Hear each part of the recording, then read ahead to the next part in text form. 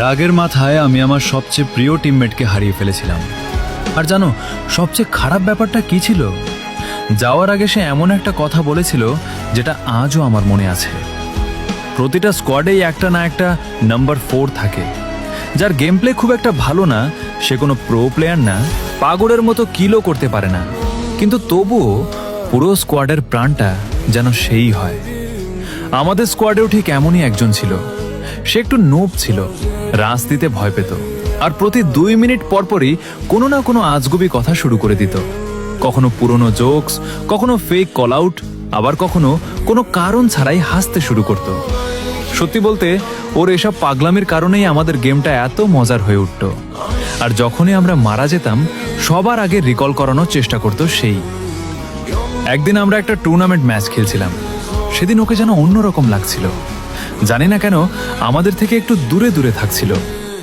রাগ করে আমরা একসাথে বললাম, ভাই আজ এত দূরে দূরে খেলছিস কেন? সে শান্তভাবে বলল, আমার ফোনে রাশ ঠিক মতো সামলায় না, তাই সেফ খেলছি। আমরা বললাম, আমরাও তো সেফ খেলছি। হঠাৎ শত্রুরা চলে এলো, একসাথে আমরা 3 জনই মারা গেলাম। এখন শুধু নাম্বার 4 বেঁচে ছিল।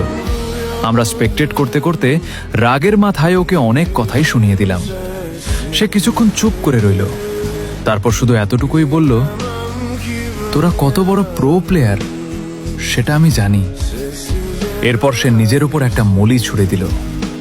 আমাদের রাগ তখন আরো বেড়ে গেল। লবিতে ফিরে আমরা বললাম, নিজেকে মেরে ফেললি কেন? টপ 10-এ তো যেতে পারতাম, এটা তো বেস্ট অফ সিরিজ ছিল।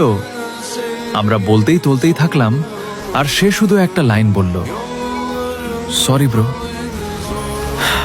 তারপর সে লিফট দিয়ে চলে গেল।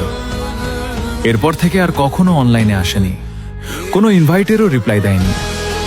এখনো আমরা কখনো 2 জন, কখনো 3 জন মিলে স্কোয়াড খেলি, কিন্তু আমাদের নাম্বার 4-এর জায়গাটা আজও খালি। আর আজ আমি বুঝি, প্রতিটা স্কোয়াডের শুধু প্রো প্লেয়ার দরকার হয় না, কখনো কখনো নুব গেম প্লেওয়ালা একজন মানুষই পুরো স্কোয়াডটাকে পরিবারের মতো অনুভব করিয়ে দেয়। আর তোমাদের স্কোয়াডেও যদি এমন একজন নাম্বার 4 থাকে,